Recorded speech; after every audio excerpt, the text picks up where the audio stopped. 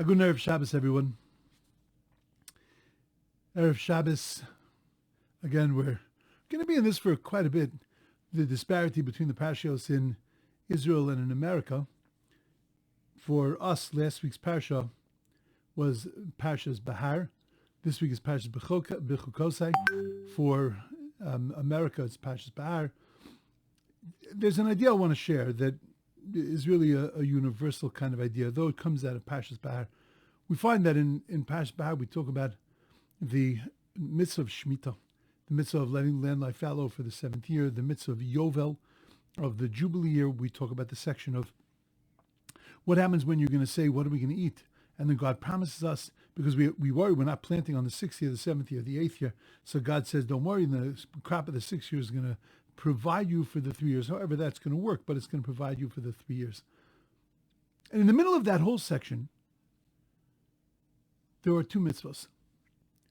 One mitzvah is called onas mammon, which means not oppressing a person with money, not being dishonest with money, not misleading a person with money, not overcharging and overreaching, not taking advantage of a vulnerable person. And then we have onas divarim, which is that kind of verbal oppression that you do to another human being, but verbally, not through money, not through monetary deals, not through business, but that you do emotionally to a person. Things that we could end up taking advantage of a person that's vulnerable, a person that is that is very raw and open, and that sometimes we could, unfortunately, take advantage of them. Call them certain names, say certain things to them, speak in an insensitive kind of way.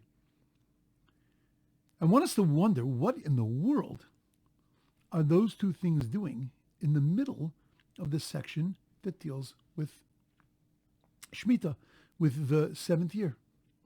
Why would we have those mitzvahs smack dab in the middle? Almost like a break in the middle of the commandments. We have, don't be dishonest in business, don't hurt other people with your words. So I was thinking, what's the real essence of Shemitah? The real essence of Shemitah is the concept, the knowledge that everything comes from God. Every 7th year we're reminded we don't own our land. We don't dictate what's going to be with it. At the end of the day, it's God. He tells us, let it rest for the 7th year, just like a regular Shabbos. Every Shabbos we're reminded that who is the creator of the world? God's the creator of the world. And that's really the same thing that happens on the Shemitah year. By letting the land lie fallow, by putting ourselves into God's hands, so then we become what the Talmud says, Kama Gedola Bali Amana, that we are these incredible, incredible faithful people, because we're recognizing that everything that we have ultimately is owned by, born by, dictated by God himself. But you know, even this year in Eretz Yisrael, which is a Shemitah year, only if you're a farmer do you really feel that. Because you don't really see it. You go to the store, the most you're worried about is what the hashgacha is, to make sure that you're buying the right kind of kashrus, the right kind of produce, to make sure that it wasn't produce that's coming from the 7th year, to make sure that it's not produce that comes from a thing called heter mechira, right, from selling the land. That's produce that's perfectly kosher and acceptable for a Jew to eat during this period of time. But to actually feel a sense of that you're in the hands of God, to feel a sense, this closer sense of emunah, bitachon, of trust and faith, not so much. And especially if you live in America. The most thing you worry about Shemitah is when you see these alerts that come out that there's certain produce that's being sold in America that's really Shemitah produce. You have to be careful. But it's not there. You're not feeling a sense of that. It's all pervasive. It's all over. Well, God understood there was going to come a time when not everybody was going to be farmers. Not everybody was going to be actively involved in this. Not everybody was going to live in Israel. There was going to be a time of exile. And therefore God said that there needs to be in your life a way to see and to feel, to tap into the knowledge and understanding that everything comes from God. And therefore be careful, Isainu. Isha Sachiv. Don't oppress somebody with money.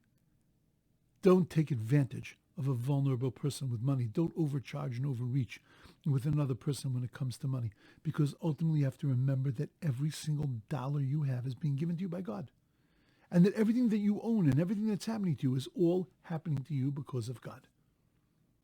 And if that's the case, there's no reason to take a little extra, to stick your hand in somebody's pocket and to squeeze a little out of them. So what are you doing? It's not yours. Oh, you think you're working for it. You think you're making it. HaKadosh Baruch Hu is giving it to you, every single cent of it. And either we realize that from the land, Shmitta, or we realize that in our business lives.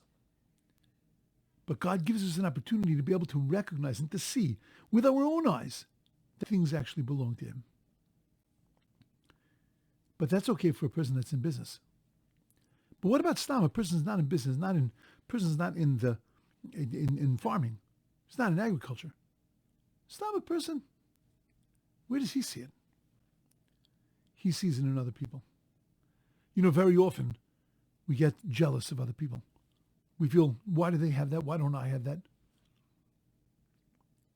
And there are certain discomforts and feelings, negative feelings that we have to another person. And the reason why we're filled with a sense of jealousy is because we think ultimately that we know what's best, and ultimately we control everything. And therefore I deserve this should be coming to me and not coming to you. But if we recognize that ultimately everything is coming from Hashem, everything is coming from God, it all belongs to Him, and He's allocating it to people as they need it. He's allocating me what I need. He's allocating you what you need. He's making me the kind of person. He's giving me the tools, the fundamental, foundational tools to be who I am and to you to be who you are. I play a role in this world. You play a role in this world, but we all play a role in the world of God. When we come to those understandings and recognitions, then it's much easier for us to be able to deal with each other and to be able to handle each other. So in the middle of this section that deals with Shmitta, in the middle of this section that deals with the realization that everything belongs to God, God reminds the average Jew, who's not an agricultural Jew, reminds him there are two ways you could see it also. In your business dealings and in your interpersonal relationships, you can come to this understanding that at the end of the day, everything belongs to God. And if we lived that way, that we really, truly, honestly believed that everything comes from God, and therefore I don't need to kill myself, I don't need to push myself, because ultimately it comes from God. I don't need to stress myself out, because at the end of the day it comes from God. Or I could be confused why it's coming from God, why God's doing it that way, but nevertheless I know that there's a source, and there is a true source of everything. Baruch dayon ha'emes, we say, when something is so confusing. But at the end of the day, I know the source of it. And I know the source comes from God. To actually live our lives that way is not simple. To pay lip service to that, that's easy. But to actually live it, to hold ourselves back from certain things, I don't need to do that because I believe in God. I don't need to feel the way because I believe in God. That's much more difficult. That's something that we need training. We need training through Shmitta. We need training through our business dealings. We need training through our interpersonal relationships. But at the end of the day, we're meant to see and understand that we live in God's world. And when that message gets through to us, then we can actually start to enjoy life. We can actually start to appreciate every single thing that's happening to us. That's why the Torah sticks that right in the middle. It's not a different subject. It's all one subject. His honor and glory fills up the world. And we live inside of that. We live for the boss. Everyone should have a wonderful, beautiful, amazing, uplifting Shabbos. an uplifting Shabbos where we recognize that we are so lucky to live in God's world.